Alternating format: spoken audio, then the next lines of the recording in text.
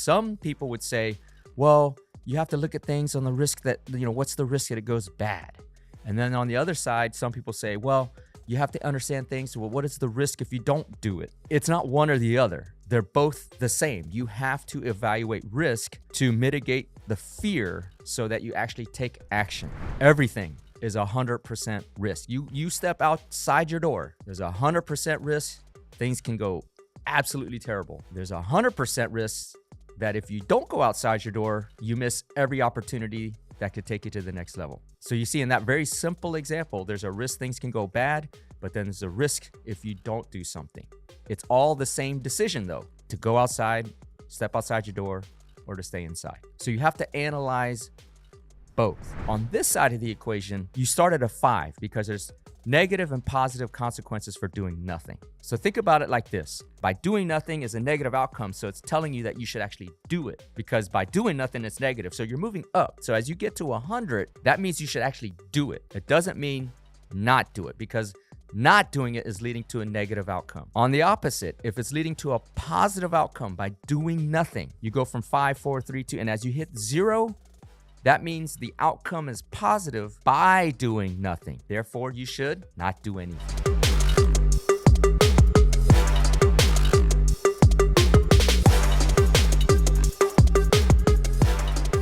Yo, what's up, everybody? This is the End-to-End Podcast, and I'm your host, Dr. Yun Win, affectionately called Ninja or Prolific Ninja by my family and friends, and because my fans are my friends, you can call me Ninja too. This is the End-to-End Podcast, the Alpha to the Omega, the beginning to the end. Talking about life, motivation, drive, success, self-fulfillment, and offering you morsels in this all-you-can-eat buffet called life. Back in the studio here to connect the dots for your success. It is the holiday season. We're bearing in on the end and close of 2024. And as you know, we have themes. So in 2023, it was consistency is key in 2023.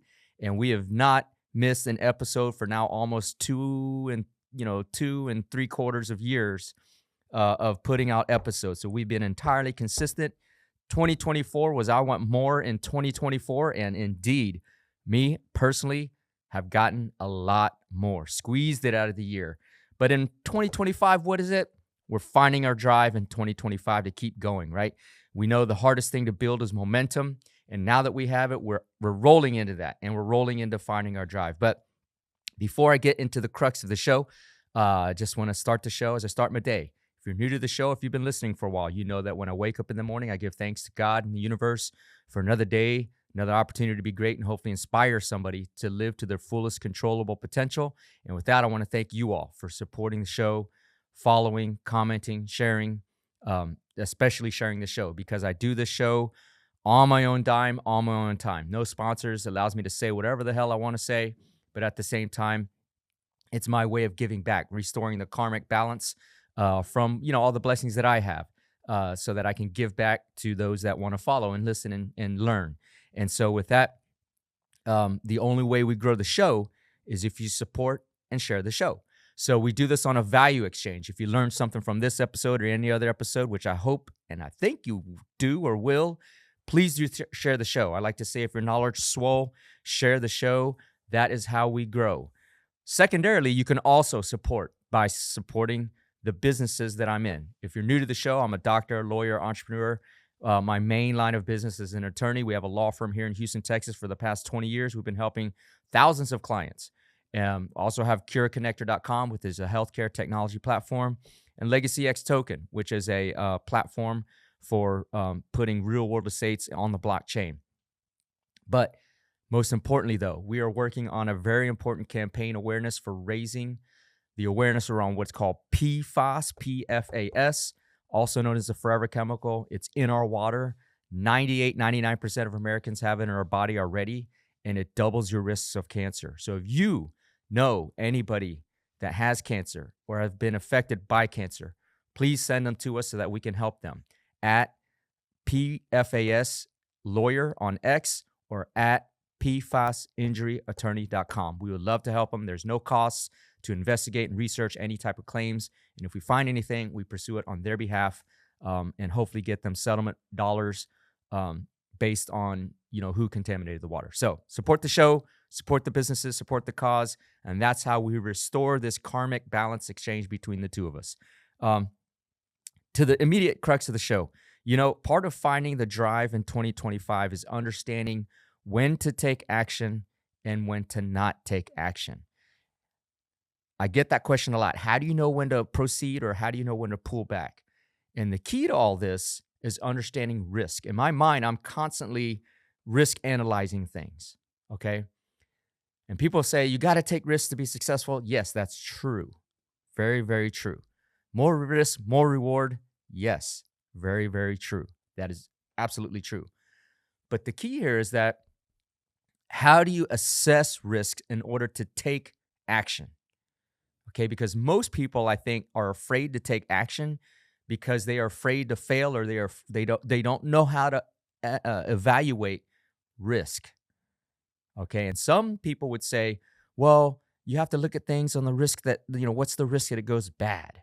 And then on the other side, some people say, well, you have to understand things. Well, what is the risk if you don't do it? Okay, it's not one or the other. They're both the same. You have to evaluate risk to mitigate the fear so that you actually take action. I'll repeat that again. You have to understand how to evaluate risk to remove fear so that you can take action or inaction. Okay? It's not what is the risk if things go wrong. And it's not what is the risk if I don't do something. It's actually a hybrid approach. I take a hybrid approach. You have to evaluate both in order to understand how to take action. So on the one hand, everything is 100% risk. Okay, you have to understand that first premise. Everything is 100% risk. You step outside your door, there's 100% risk. Things can go absolutely terrible.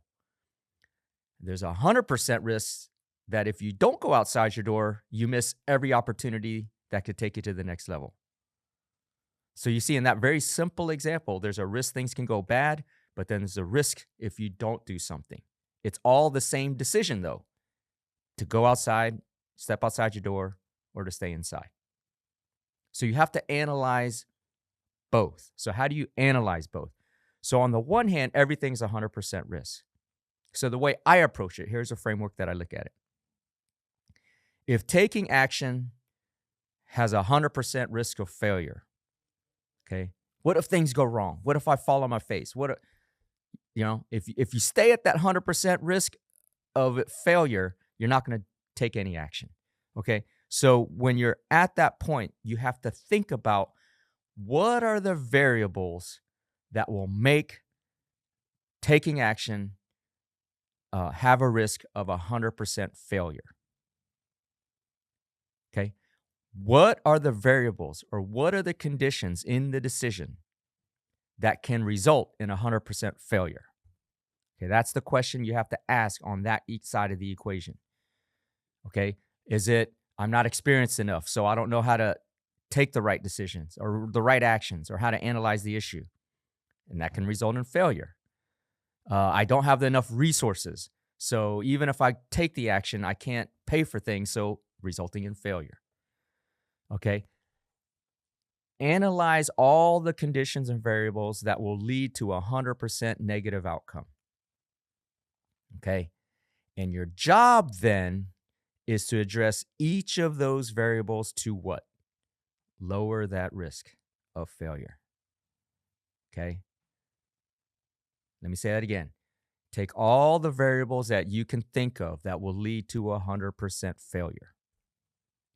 Now, see if you can figure a way to address each of those variables to mitigate those risks and lower that percentage of failure. So over the course of time in analyzing decisions, well, I don't have enough knowledge to, perform that task. So if I do it, if I go out and do it, I'm going to fail 100%.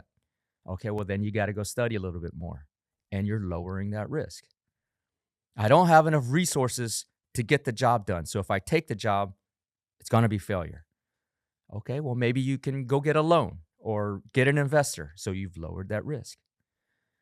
So as you address each variable, that risk of 100% failure goes down, down, down, down, down, down. Now it's up to you to understand at what level of risk are you willing to take action. And how do you analyze that? Well, let's say, for example, the outcome of taking action is you'll make an extra $1 million. But in the risk of failure, okay, you'll lose $1 million. Okay. There's a mathematical formula, right? Net present value, all these things. If you're an MBA guy, finance guy, net present value of taking action. We're not going to address that from a math standpoint because most people here aren't like that with math. A non-technical, non-formulaic way of addressing this is what percentage am I willing to tolerate in order to take action to try to get that million versus what is the percentage that I need to take a risk and fail to lose $1 million. Okay. A lot of people might say, well, I need the risk to be zero. So before I can go out there and try to take action to get $1 million, because if I fail, I'm not going to lose because the risk is zero. Okay. That's a very, very conservative approach. Okay. But maybe you can't control all the variables to get the risk to zero. Is it 10%? Is it 20%? Is it 30%? Is it 40%? Is it 50%? Is it 60, 70, 80, 100? Some people are out there like, man, 100% risk, I'm going to go for it anyways because I can make $1 million, but that's the wrong mathematical analysis. The real mathematically, if I'm doing my math right, it'd be 50% because it's a, 50% gain, 50% loss. But for you, you have to assess what can you control in the variables that would lead to 100% failure versus what you need, what level of risk you're willing to take for what you're able to gain versus what you're going to lose by taking action. Okay, that is that side of the equation for analyzing risks on how to take action. Okay, so then you got to look at the other side of the equation. So there's one side is assessing 100% risk of failure. The other side is the risk of doing nothing. But to summarize it, on this side of the equation, you start at a 5 because there's negative and positive consequences for doing nothing. Okay, so think about it like this. If you do nothing and the consequence is negative, you move up the ladder. You move up the ladder because a negative and a negative is a positive, right? By doing nothing is a negative outcome. So it's telling you that you should actually do something. Because by doing nothing, it's negative. So you're moving up. So as you get to 100, that means you should actually do it. It doesn't mean not do it because not doing it is leading to a negative outcome. On the opposite, if it's leading to a positive outcome by doing nothing, you go from 5, 4, 3, 2, and as you hit 0, that means the outcome is positive by doing nothing. Therefore, you should not do anything. Okay. The decision matrix for not doing anything is a little confusing, but I'll try to simplify it one more time. You start at a 5. Okay. And ask yourself, by not doing this, is B a negative outcome? And if it is, you go up. You go up. For every outcome, it goes up and up and up and up. So the higher you are on this scale, the 10, that means you should actually take action because by doing nothing, it's more negative. Now, if it's positive by doing nothing, let's say, for example, back to the investment deal. I don't know. Let's hypothetically say the deal's $1 million and I need to put 50% down. Okay. And so that's $500,000. And I say, man, if I don't do anything, I could put that $500,000 into my law firm and make more money. Or I could put that $500,000 in Bitcoin potentially and make a lot more money. So by doing nothing, there's actually positive opportunity. Okay. So that would go lower. And so because it's positive by doing nothing, and the closer I get to 0, it's telling me I should do nothing. Okay. That is the framework where you can find your drive in 2025 by better understanding how to assess risks and how to take action.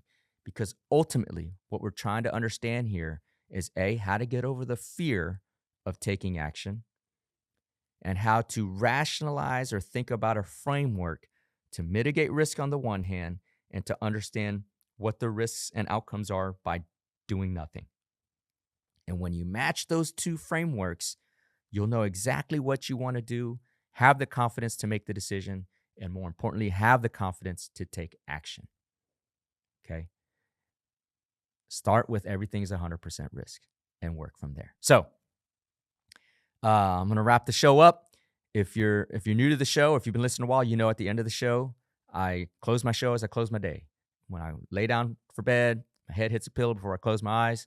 Thank God and the universe for another opportunity to be great, another opportunity to hopefully have inspired somebody. And with that, I want to thank you all. At the end of the show, thank you all for supporting, liking, commenting, following, sharing. Again, we do this on a karmic exchange. So I'm giving you this content for free. So the way you can repay that is by sharing the show. And if you found value or you learned something, which I hope you did, please do share the show. I like to say, if your knowledge swole, share the show. That's how we grow. We're 2 weeks now towards the end of the year. Christmas episode coming up next. Can't wait to get that one to you. So if your knowledge swole, share the show. Be great today, but be even more grateful. Support the show. Support anybody with cancer. Send them to us. And I'll look forward to bringing you another episode very, very soon on the day after Christmas.